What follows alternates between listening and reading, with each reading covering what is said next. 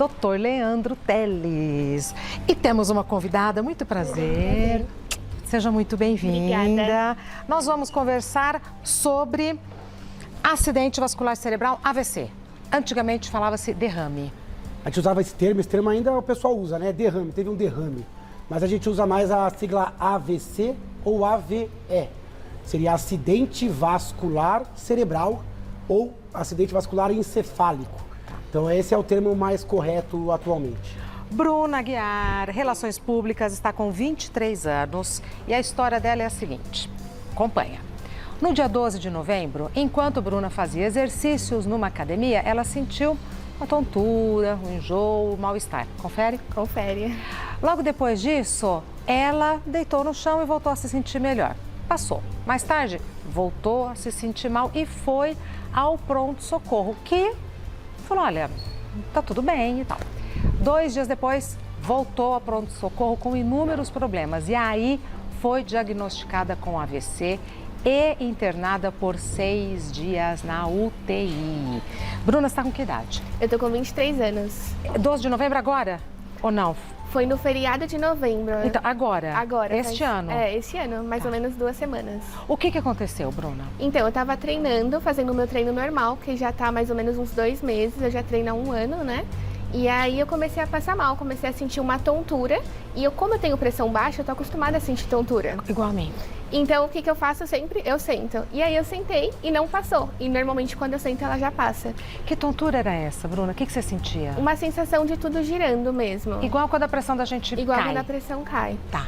E aí, quando eu sentei, não passou. E aí eu senti uma sensação como se eu fosse desmaiar, como se tudo no meu corpo estivesse assim, caindo mesmo. E aí eu deitei no chão. Nisso que eu deitei no chão, eu comecei a perceber que eu não estava mais ouvindo as coisas. Pareceu que eu perdi a audição. Bruna. E minha visão estava completamente branca. Também não estava nem vendo, nem ouvindo. Consciência bem. Normal, mas tudo mudando. Tudo mudando. Eu sabendo o que estava acontecendo, passando mal, eu não estava conseguindo fazer nada para parar. E aí eu levantei, porque começou a dar um pouco de desespero, né? Não sabia muito o que fazer. Imagino. Levantei e aí me deu enjoo. Nisso eu corri pro banheiro, achando que ia vomitar. Que eu fosse vomitar. E aí não consegui e deitei no chão do banheiro que era mais gelado. E aí, nisso que eu deitei, começou a melhorar. Joguei uma aguinha e voltei. Voltou pro treino? Voltei pra treino. Não tô... Isso Passou. é vontade de malhar, né? Passou, vou voltar pro treino. Fez o treino. Terminei o treino, fiz esteira, fiz tudo. Fui pra... Esteira ainda, amiga? Tudo. Aí fui pra casa, e aí minha família é gaúcha, né? A gente tava tomando um chimarrão, todo mundo tranquilo. E aí fui trocar meu sobrinho, que tem 5 meses. Quando eu levantei, senti muita tontura de novo. Mesmo dia, Bruna? No mesmo dia. Tá. Algumas horas depois, umas 4, 5 horas depois. Tá. E aí deu muita tontura e a visão ficou toda branca, cheia de bolinha. Aí, quando eu fui levantar pra trocar ele, eu falei pra minha mãe, não consigo agora, eu tô com tontura. Me deu clarão de novo. Foi uma tontura diferente. Essas bolinhas você não tinha sentido na academia? Não tinha sentido na academia, mas como eu tenho pressão baixa, eu também já tive isso antes, de ter tontura e ter clarão. Tá. Uma coisa que eu já tô, assim, acostumada. Eu sei como é que é. Mas as bolinhas brancas estavam um pouquinho diferente do que eu tô acostumada a ter. Tá. E aí, eu esperei 1 hora e fiquei bem. Fui pra minha amiga pra gente fazer um jantar. E aí, quando eu cheguei lá, eu comecei a sentir muita dor nas costas, do lado esquerdo. E aí, a dor descia pro braço, subia pro pescoço. E aí, foi pro lado direito. E aí, comecei a sentir a formigar, tanto os braços quanto o pescoço. E aí, doía tanto o pescoço que eu não tinha força, assim, de ficar com a cabeça em pé. Bruna, que desespero. Que desespero. Minha amiga ficou desesperada, coitada. Aí, liguei pra minha mãe correndo, ela veio me buscar e me levou. E aí, que eu sentia muito era formigamento na mão direita e a dor insuportável. A cabeça não conseguia... Insuportável. Insuportável. De não sustentar a cabeça. De não sustentar a cabeça. Tá. E aí minha mãe falava, calma, fica calma, você tá muito nervosa. Eu falava, não tô nervosa, eu tô com dor. Tô com muita dor. E aí quando chegou no hospital, tive até prioridade, não esperei nem nada, me passaram na frente de todo mundo. Aí eu tomei alguns medicamentos bem fortes. E aí... Pra dor? Pra dor. E aí começou a passar. O que ficou foi a dor aqui no pescoço do lado direito, que foi onde teve a dissecção. E aí fui fazer exames. Aí eu fiz uma tomografia, só que não foi usado contraste. Fiz um eletro do coração e fiz exame de sangue. E não deu nada em nenhum dos exames, nada. O médico falou que poderia ser alguma coisa muscular e me mandou pra casa. Aí minha mãe falou, tá vendo? Pega muito pesado na academia. E eu tava, gente, eu treinei perna, como que isso aconteceu? Aí fiquei bem, só que eu fiquei com muita dor aqui e muita dor de cabeça durante 2 dias. Aí na segunda, que eu fui pra casa da minha amiga de novo, comecei a passar mal de madrugada, das 2 para as 3 da manhã. O que você sentia? Senti queimação, começou como se meu sangue pegasse fogo. De acordar. Você estava dormindo, você acordou com dor? A gente estava acordada mesmo. Ah, tá bom. A gente tinha saído. E aí eu senti queimar tanto o braço esquerdo quanto a perna esquerda. E aí queimava como se meu sangue estivesse pegando fogo. Bruna. Inexplicável. E muita dor nesse olho aqui, que foi onde deu uma caidinha. Então, assim, o direito fervia? Não, sangue... esquerdo. Isso, perdão, é. E o outro lado, o olhinho caiu? O olhinho caído. E aí eu parei de engolir. Aí eu ficava fazendo força pra engolir e não conseguia. Aí eu falei, gente, eu não tô conseguindo engolir. Aí todo mundo, amiga, é psicológico. Você Bruna. passou mal sábado, você deve estar nervosa. Aí eu falei, mas eu não tô conseguindo engolir.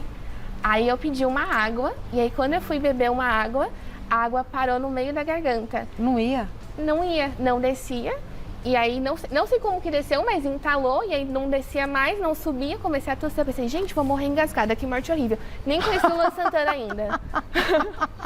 Aí, depois passou. Eu falei, não posso beber mais nada. Aí eu fiquei esperando. E aí, com o tempo, eu comecei a engolir um pouco, fazendo muita força. A saliva você não conseguia engolir? A saliva, eu comecei a cuspir num saquinho, porque eu não conseguia engolir.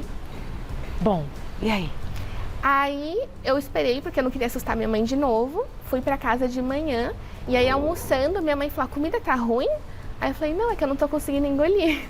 Aí ela não deu muita bola, Você ficou assim. horas? Fiquei horas. Sem conseguir engolir? Fiquei. Fazendo muito esforço, assim, sabe? Depois de tempo comecei a engolir, mas com muito esforço. E aí, quando eu fiquei a tarde toda assim, moída, minha mãe, vamos no médico? Eu falei, mas eu vou fazer o quê no médico? Já fui liberada? Já fui liberada. Eu sinto queimação de um lado do corpo, meu olho direito tá caído e eu não consigo engolir. Tipo, pra mim não fazia nenhum sintoma, não tinha sentido algum. E eu nunca imaginava um AVC, tipo, com 23 anos. Pra mim era muito uma coisa que se dava em pessoas mais velhas mesmo, Sim. né? Aí, quando meu pai viu meu rosto inchado, foi a única pessoa que percebeu como meu rosto ficou inchado, como meu olho ficou caidinho. Aí ele falou, não, tem que ir lá no médico agora. Aí minha mãe me levou. Voltaram pro hospital. Voltamos pro hospital. Aí o médico falou assim, seus sintomas são muito caprichosos, vamos te internar? Aí eu, não vou me internar não, você tem alguma alergia. Eu achava que era uma alergia. Aí minha mãe, não, você vai internar, vai internar. Aí internou, e aí ele não falou que era UTI, ele não falou qual era a suspeita, mas ele suspeitava de esclerose múltipla. E aí, nisso, me internou direto na UTI, aí a gente ficou em pânico. Só que como eu uso o aparelho não sai na ressonância magnética. E aí, ficou 2 dias nessa brincadeira de fazendo os exames sem encontrar nada. E eu internada na UTI, com muita queimação, Que desespero, muita dor de cabeça. que desespero, menina. Aí, quando eu tirei o aparelho, refiz os exames, encontraram o AVC. Você estava tendo um AVC durante esse tempo todo? Eu acho que sim, né, doutor? O que ela teve? Hoje a gente já sabe a conclusão do caso. Eu conheci ela agora também, um pouco antes do programa. Ela teve um AVC. Mas em que momento ela teve o AVC? Então, provavelmente ela já vinha tendo o fenômeno vascular. O mais comum do AVC é ele se manifestar de uma vez só. Pumba. Só que às vezes ele vem claudicando. Às vezes ele vem como um AVC transitório, que melhora, a pessoa se recupera, depois acontece de novo. Caso da Bruna. Até que ele se instala, né? Quando ele se instala, o sintoma neurológico, ele fica. Ele persiste por mais de 24 horas e altera o exame. E ela foge do estereótipo do AVC, né? Jovem, saudável, mas perceba que ela tem sintomas neurológicos, focais. Ela não se livrou dos sintomas, né? Os sintomas vão voltando. Essa dor cervical, ela até falou o nome, que é essa dissecção, que é um machucado na artéria. Então, uma dor atípica, um sintoma localizado. Quem olhava ela via uma assimetria no olho. Não conseguia engolir. Não conseguia engolir. Perceba que isso incomodou os médicos, né? A ponto do médico falar, não, a tomografia está normal, mas vamos fazer a ressonância. A ressonância está normal, mas vamos tirar o aparelho. E aí sim ele conseguiu olhar aquela região exata da onde foi a isquemia dela.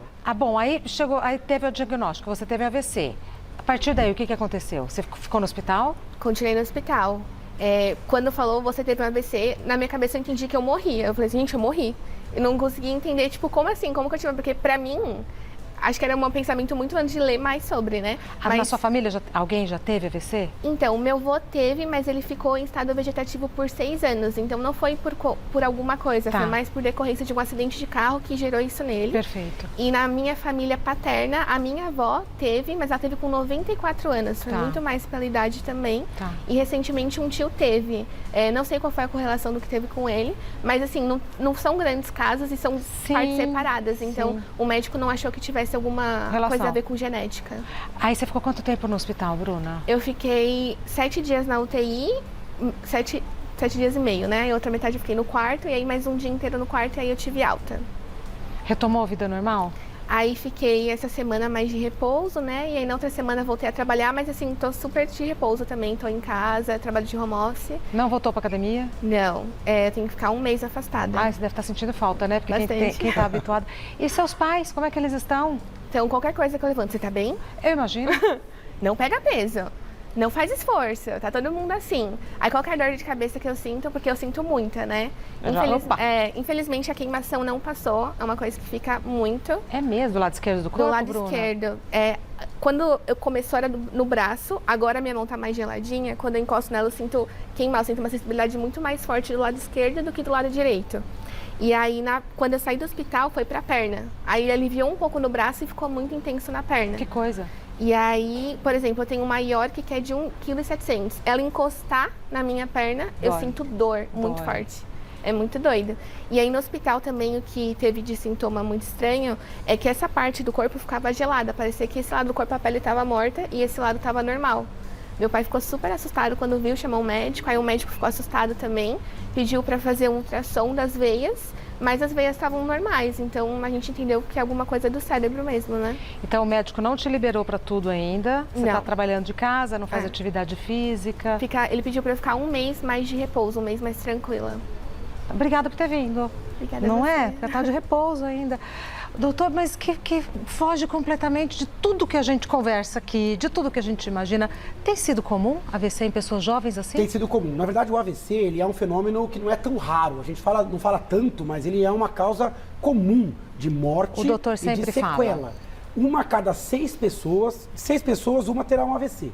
Uma a cada 6 no mundo. No Brasil, ele é uma das principais causas de morte. Quais são as duas principais? Infarto cardíaco do coração e AVC. Tem alguns anos que o AVC é a principal causa de morte naquele ano. 100 mil brasileiros morrem por AVC por ano. Então, é relativamente frequente. 90% dos casos acontecem em pessoas acima de 50 anos. Só 5 a 10% acontecem em pessoas abaixo. Então, foge completamente a curva.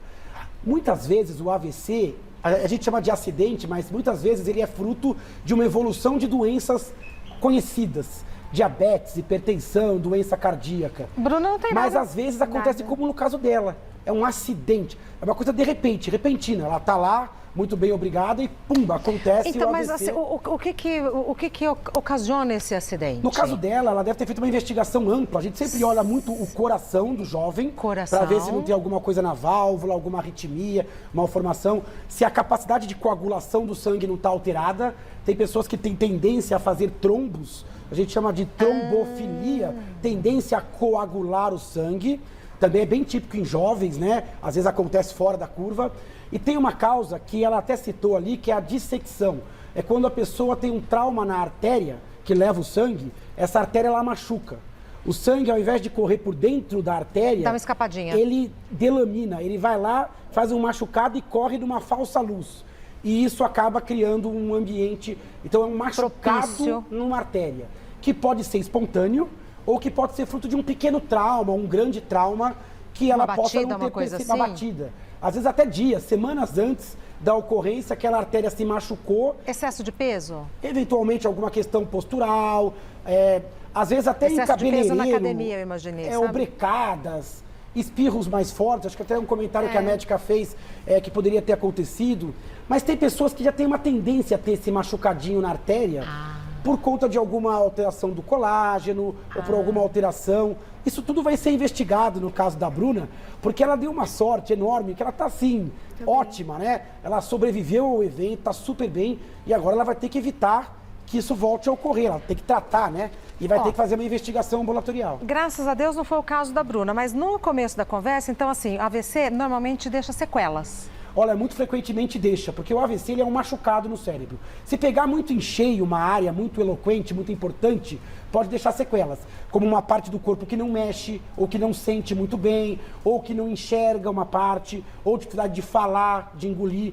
Ela ficou com uma pequena alteraçãozinha sensitiva, né? Na sensibilidade. Como faz pouco tempo, é bem possível que ela ainda até recupere esta questão. Mas, às vezes, por 1 centímetro para cá ou para lá, você pode pegar uma área mais delicada. O quadro clínico depende exatamente do tamanho e da área que o AVC acontece.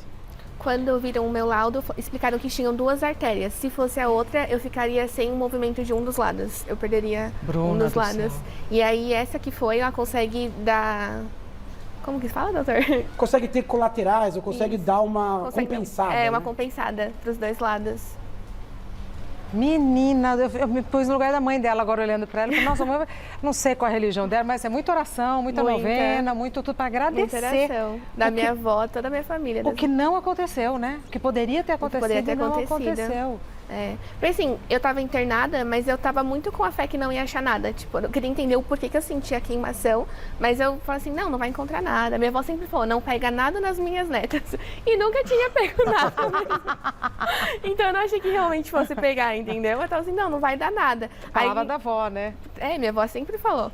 E aí, quando deu AVC, foi um susto muito grande, assim. Aí, quando explicou o que poderia ter acontecido, deu um pânico medo, maior. Né, menina? Você fala, meu Deus, eu passei perto, né? Passei perto. Passei muito perto e muito jovem. Demais, Bruna, demais. Acho que, não sei, não deu tempo ainda de você processar tudo, Não, né? eu ainda não entendi direito o que aconteceu. Todo mundo fala assim, como assim? Eu falo, como assim? Foi assim. Como assim? Tô bem chocada ainda. Perguntas para o doutor Leandro? Podemos ir na sequência? Se eu não perguntei alguma coisa, se não falei, fica à vontade. Não, claro, né, a gente vai complementando, sim. A primeira pergunta é da Maura. O uso de anticoncepcionais e outros medicamentos podem aumentar o risco de derrame em jovens? Existem 2 tipos de derrame ou AVC. O isquêmico, quando interrompe a circulação, e o hemorrágico, que é quando rompe um vaso e sangra. O mais comum é o isquêmico, esse que interrompe. Olha lá, ali o isquêmico interrompeu uma região, uma circulação. O hemorrágico é quando rompe. O mais comum é o isquêmico. A Bruna teve o quê? Ela teve o isquêmico, que é o mais frequente. 85% interrompe a circulação por um trombo ali. Aqui é um exemplo real. Olha que uma imagem real. Perceba que o cérebro, aqui não é imagem, nada a ver com o caso dela, é uma imagem de internet e é um AVC bem grande. Do lado de cá, você consegue ver uma sombra escura? Essa sombra escura é o AVC. Olha lá, o cérebro a gente que é leigo acha que o problema é a mancha clara. Não, é a mancha escura. A mancha clara seria uma hemorragia. Aqui eu peguei 2 pacientes que teriam o mesmo sintoma. Do lado de cá, o isquêmico é essa mancha escura. Faltou sangue nessa região. À esquerda. Perceba que o cérebro é todo mais pro cinza, né? Cinza claro. E ali você tem uma mancha mais escura, né? Então ali faltou oxigênio, ali faltou sangue. Do lado de cá a gente tem a mesma imagem, só que aqui tem uma mancha branca. Grande. Um sangramento. O anticoncepcional oral, ele é um medicamento. Ele é seguro, mas tem que ter um médico sempre junto. Boa. O anticoncepcional, para algumas mulheres, pode aumentar o risco de AVC isquêmico. Principalmente para mulheres que fumam, ou mulheres que são hipertensas. Você fuma, não? Ou mulheres que têm histórico de trombose. Então, sempre o médico ele vai pensar o custo-benefício do uso do anticoncepcional. De acordo com o estilo de vida e histórico da paciente. De acordo com o estilo de vida. Então, é seguro? É seguro, ainda mais hoje com os teores hormonais mais baixos. Mas não é assim, tem que estar sempre do lado do médico. Mulher acima de 35 anos, com outros fatores cardiovasculares ou que fumam, tem que evitar o anticoncepcional, porque ele pode levar um pouquinho esse risco, sim. Aqui, olha, só um... Dica. Desculpa, Bruno. Não, só ia complementar que eu tomava anticoncepcional, né? Agora, tomando o anticoagulante, que é o tratamento, eu parei. Mas não falaram que poderia ser, eles falaram mais que poderia ser um trauma. No caso dela, como teve essa machucadinho na artéria, aí o anticoncepcional saiu um pouquinho do foco.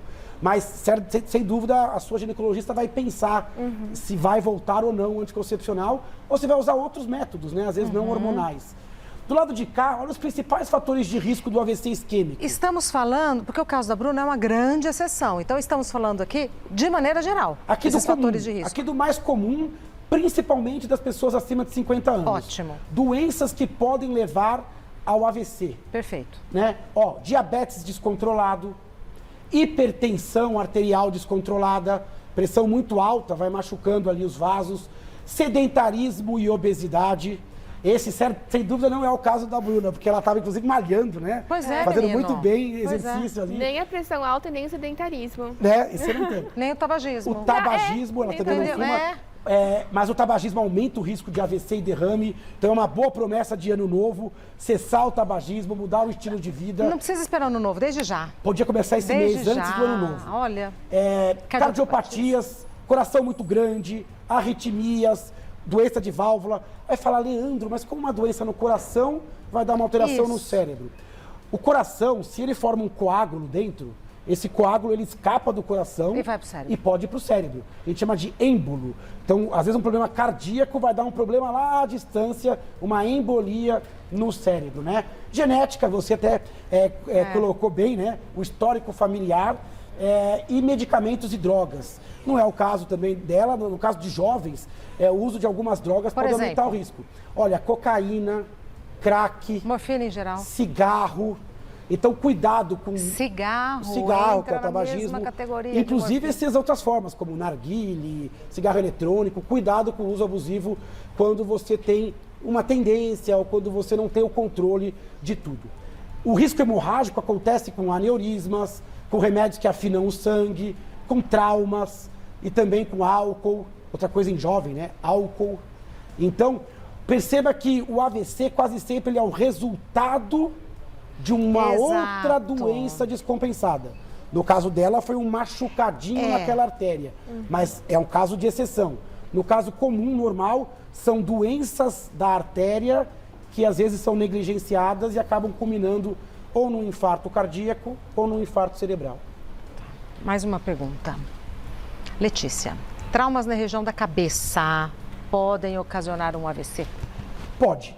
O trauma ele pode machucar o cérebro diretamente, Na né? hora. Então, o trauma acidente de carro, queda de altura, batidas na cabeça, mas também o trauma pode machucar o vaso.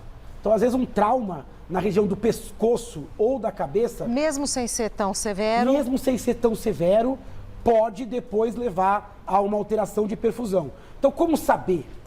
Cuidado com o sintoma neurológico focal. por exemplo. Se a pessoa tem um sintoma neurológico, a boca está torta, o olho assimétrico, um braço está mais pesado que o outro, Dificuldade de coordenação. dificuldade para caminhar, fala embolada, dificuldade de engolir ou expressar, dificuldade de compreender. Se você encontrar uma pessoa passando mal com algum sintoma neurológico focal, Não subestime. não subestime. A gente até faz uma sigla, que é o SAMU, né? Que é o nome do resgate, que pede para sorrir, ver se está simétrico. Aí a gente pede para levantar os braços, ou dar um abraço, né? Ver se tem uma simetria. Pede para responder uma mensagem, falar alguma coisa. Qualquer dificuldade você chama a urgência. Não espera passar.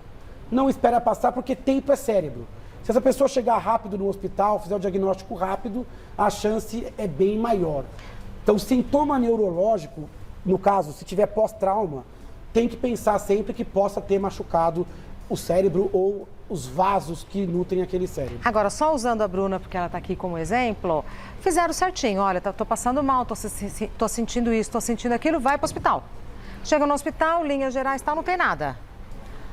O caso dela foi tocado perfeitamente. É que é um caso muito difícil. Ela tinha sintomas menos específicos, fez um bom exame, que é a tomografia. É que no caso do AVC dela, a localização, o tamanho, exigia uma investigação. E ela voltou ao hospital, muito importante. Isso não vale só para AVC, não. Isso. Qualquer doença que o médico deu uma orientação e a doença progrediu, Volta pro persistiu, hospital. tem que voltar. Volta pro porque as hospital. coisas são dinâmicas, né? E ela também teve que tirar o aparelho para fazer uma nova imagem. Entrou com uma suspeita, né, de esclerose múltipla, depois mudou a suspeita. Acharam até que poderia ser a síndrome ELA. Esclerose lateral amiotrófica. Todo mundo falou, nenhum médico achava que o que você tinha realmente era um Era AVC. AVC. Todo mundo tinha, cada Pegou um tinha uma todo opinião. mundo, né? Tinha vários médicos na UTI que ficavam na minha porta conversando, cada um achava uma coisa. Aí quando viu o AVC, todo mundo caiu pra trás. Foi o que o Noronha Foi falou. um enigma. E é uma característica, é isso, ouvir bem a história clínica, e ela conta super bem a história. Às vezes, no primeiras 24 horas, o exame de tomografia ele pode ser normal. Então tem que valorizar a queixa, o sintoma do paciente e por vezes repetir o exame depois de 24 horas ou usar exames mais sofisticados. A maioria dos casos não são tão complicados como o dela. A maioria, num primeiro exame, numa primeira avaliação, evidente. Já é mais evidente. Mas isso pode acontecer. Tem que voltar ao médico, tem que pedir uma segunda opinião, tem que chegar no especialista, às vezes. Eu pergunto porque assim, não, mas eu já fui, falou que não é nada, vou voltar lá de novo. Vai voltar lá de novo. Ah lá.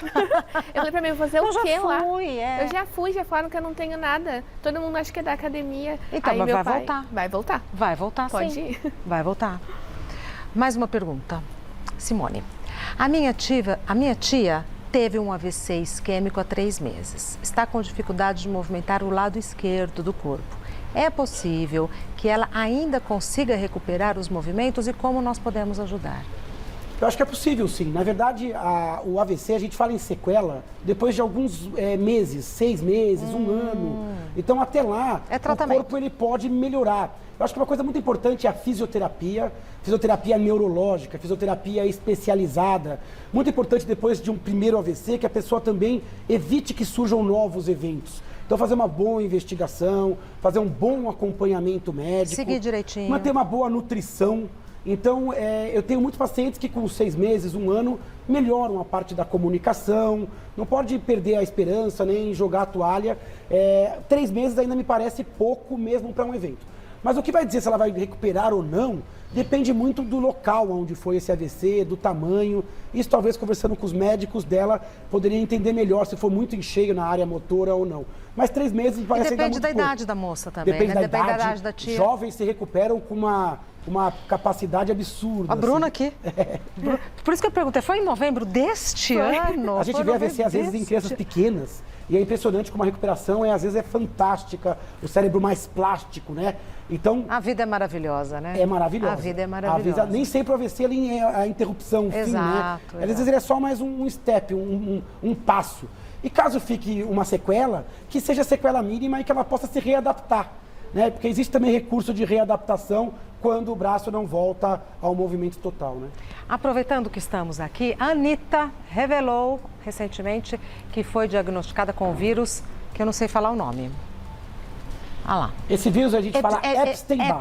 Eu achei que fosse Epstein-Barr. O que é esse vírus? O que pode acontecer? De onde vem? Interessante, né? O vírus Epstein-Barr... Epstein-Barr. Epstein-Barr. Do jeito que escreve. Epstein-Barr. EPV.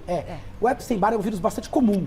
A maioria das pessoas já teve contato com esse vírus. Ele não sabe. Às vezes não sabe, porque ou ele passa que não dá nenhum sintoma, ou ele passa como um quadro leve. Geralmente uma febrezinha baixa, dor no corpo, às vezes um pouco de dor de garganta, às vezes aumento de gânglios. Nos exames de sangue... Realmente todo mundo já teve isso alguma vez, né? Então é uma doença que mais de 80% da população das metrópoles já teve e não percebeu. A gente tem o nome da doença que ele causa mais conhecida é a mononucleose infecciosa. E o que é? Olha que nome, mononucleose. Dá um medo, o pessoal até né? fala que é a doença do beijo. Esse nome doença do beijo, esse apelido, é porque é uma doença transmissível e ela tem muito vírus na saliva.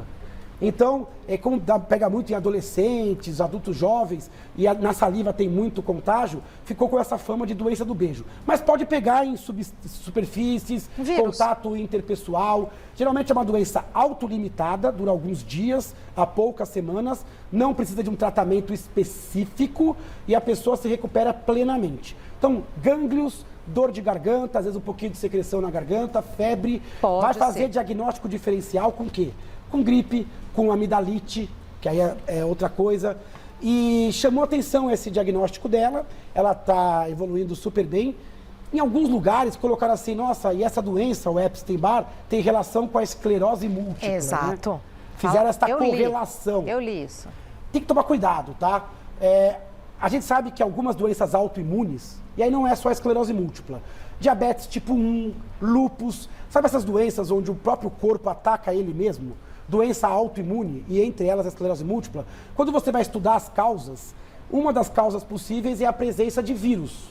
E esse vírus é um dos vírus estudados que pode, eventualmente, estar implicado na causa da esclerose múltipla. Mas é uma coisa relativamente remota. Remota. Então, primeiro, muita gente tem Epstein-Barr pouca gente tem esclerose múltipla, também não é só ter o vírus, você tem que ter predisposição genética. Então a gente está falando de uma teoria, uma coisa hipotética. Eu achei a relação e a manchete um pouco sensacionalista. Então, quando a gente fala em qualquer doença autoimune, a gente tem que pensar em genética e o que foi que confundiu o sistema imune. Entre as coisas, a gente estuda os vírus da família do Epstein-Barr, que é a família do herpes vírus, esses vírus que ficam latentes no corpo. Então, existe sim uma relação subjetiva, longínqua, mas não tem nada a ver com a questão da Anitta. Que eu falei, doença muito comum, autolimitada. A maioria das pessoas que fizerem uma investigação já vai ter tido isso na vida. Certeza. O nome é estranho, Epstein-Barr, é o nome da pessoa que descreveu, da reação. E a doença mononucleose infecciosa, mas muita gente já ouviu falar e já teve em casa um caso com ou sem diagnóstico. Nada como uma boa explicação. Vou dar o Instagram da Bruna. Bruna, posso dar? Pode. Bruna Aguiar _. Bruna com 2 U's, de única, né, Bruna? Bruna Aguiar _. Você é Relações Públicas? Sou Relações Públicas. Já está trabalhando na área e tudo? Sim, sou formada em Relações Públicas e agora estou fazendo pós-graduação de Gestão Estratégica de Marketing. Tudo online? Não, presencial. Mas esses dias eu não estava indo para a faculdade. Vou começar agora. Tá. Obrigada por ter vindo. Obrigada. Sucesso na carreira. Ai, manda um beijo para sua família. Beijo para todo mundo que tá assistindo. Não vai falar o nome da mãe nem da avó? Bom, o nome da minha mãe é Magda, linda, e da minha avó Eliette. Pois é, nossa senhora. Né? Mas para todo mundo, para as minhas primas, para as minhas tias que estavam tudo na oração por mim. Pois é, menina. E que te adoram. Ah, jura? Que presentão, né? Minha tia, minha avó e minha prima te adoram. Que graça, tê-la aqui com saúde de novo. Nossa, eu fiquei até emocionada. Você ficou falando, eu falei, meu Deus do céu, a mãe dessa menina, a mãe dessa menina. Que bom que você tem um excelente ano de 2023. Você ganhou um presente, né, da vida. Nasci de novo. Nasceu mesmo. Doutor Leandro, a gente não se encontra até o Natal ou se encontra? Você sabe? Eu acho que não. Eu acho que vida. agora a nossa próxima pauta é só em janeiro mesmo, dia 17 de janeiro. Eu volto a trabalhar dia 16. Vai ser então vai ser logo na...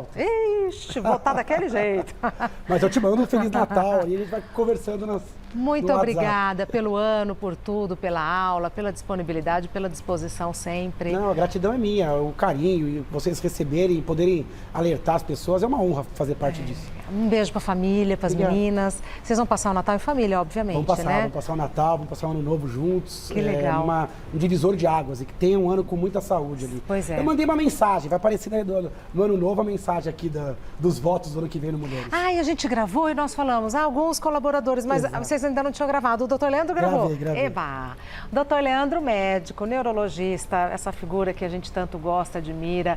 Tem o site que é leandroteles.com.br, está no Instagram como NeuroLeandroTeles. Trabalha aqui, trabalha no consultório, trabalha nas redes, muita live, né, doutor?